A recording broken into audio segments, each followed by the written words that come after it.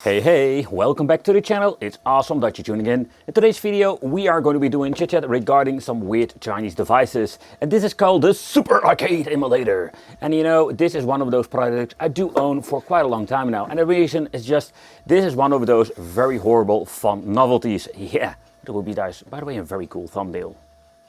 So what is going on? So when it comes to AliExpress, for the people who don't know, they made like all kinds of weird, let's say, knockoff systems.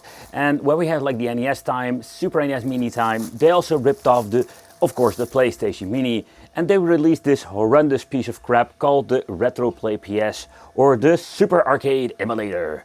And this is one of those many devices where they try to attempt to copy something, or at least like make something of a knockoff, and the miserable field. And that is what happens a lot, and that's actually why I started making these reviews. Because, oh man, you look at those pictures thinking, oh, this is going to be the next generation of cool stuff, but actually getting it, it's going to be a big disappointment. I think the positive side about it is actually that the controllers were okay. So I really love this translucent or see-through look.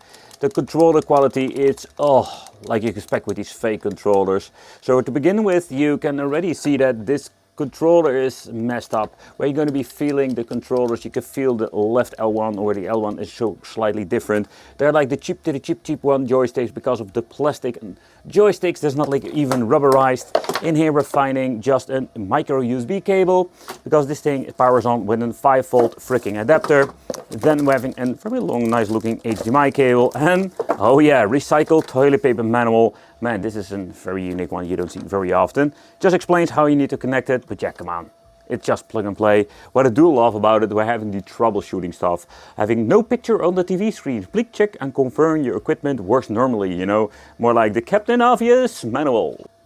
So where can we actually connect this device? So it comes with an HDMI. Yeah, that's what it is, an HDMI. So if you have a monitor and TV whatsoever with built-in speakers, you can use this device. In here we're having the SD card, and this was like in the time they were actually using, I'm guessing, SanDisk. Now they're having like these non-generic brands are like getting corrupted when you're going to be looking at them.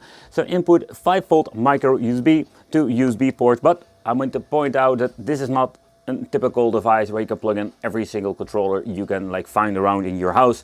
Though this is like one of those devices that is a horrendous piece of crap, because only the fake cheap China controllers will work most of the time. When it comes for mimicking of, let's say, putting some weird stuff with this, like they implemented a reset button on and off, and a button I have no idea what it's actually going to be doing. But the thing is, normally these things don't do anything besides an on-off switch, but it's getting stuck in here.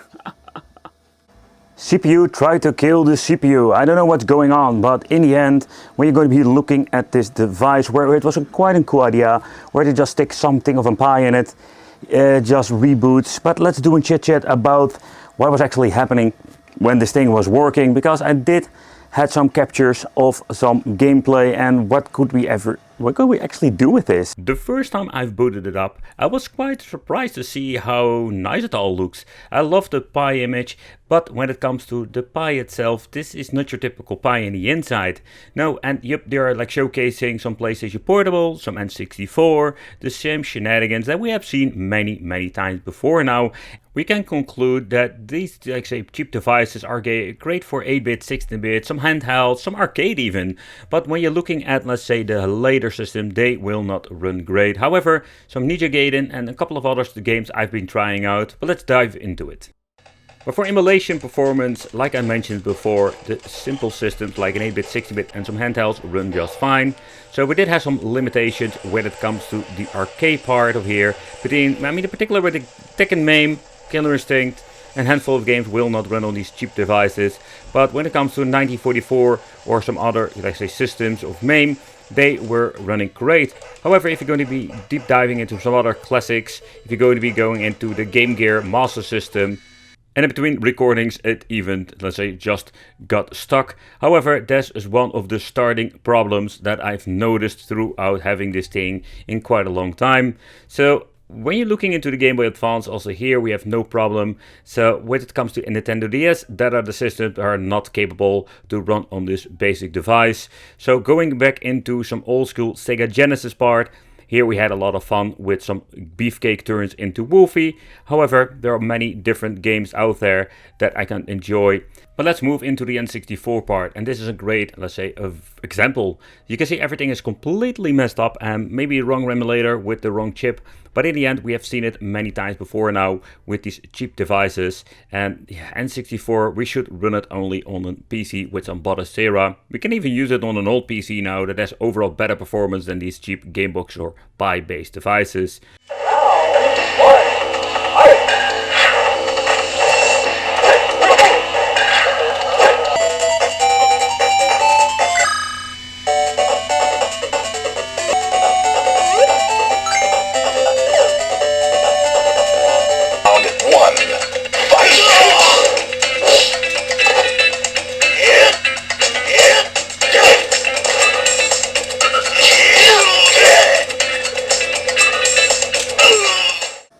The RetroPlay PS had a lot of potential when it comes to, let's say, the case itself. Yeah, and that is one of those many crappy products I purchased through the years. Yeah, because this is a product that has been, they've been selling it for not a long time, and this is for a good reason. So my dedication to this channel was always to try to buy all of these crappy products, because sometimes when you're looking on the selling pages or resellers sometimes, where some running random weird Facebook ads, you can find these devices for sometimes a very bargain price. However, you never know what you're getting because they're promising all kinds of shenanigans. And this is a perfect example, but let's do a quick teardown what we're finding in the inside. So construction wise, I find it a quite interesting one. So yeah, you can see there's this a very tiny PCB over here, and this is not like a basic Pi setup. So the ribbon cable looks kind of messed up, but this is not going to be the general problem. So when it comes to, let's say, the device, I'm guessing it's going to be the SD card over here that gives us the big problem. Is this a real SanDisk? I don't know, to be honest. Always like a debatable situation.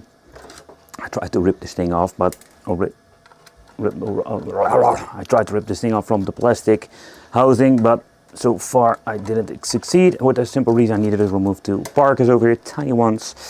And yeah, one of the laughable situations is that there is actually a fan, and that is not funny because that is kind of good that they implemented a fan, but there is no way of getting some fresh air. So they had to put a little bit of, let's say, cute tiny holes in there to get some fresh air in, or at least get it out whatsoever. So the way how they constructed this, you can see they're using a lot of hood glue, and the mainboard is called HST886 HDMI.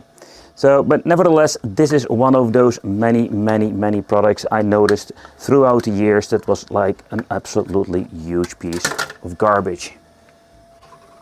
So where it was actually a very cool idea, in the end what you're having is a brick. And this happens a lot. That is something I want to point out. With all of these weird clone devices out there and custom firmware, most of the time it's not going to be easy to reflash a new image and get this thing to work, because it had a lot of potential and you could play a lot of cool stuff on this. However, there's many different ways that you should avoid a product, and this is one of them. Thank you all for watching.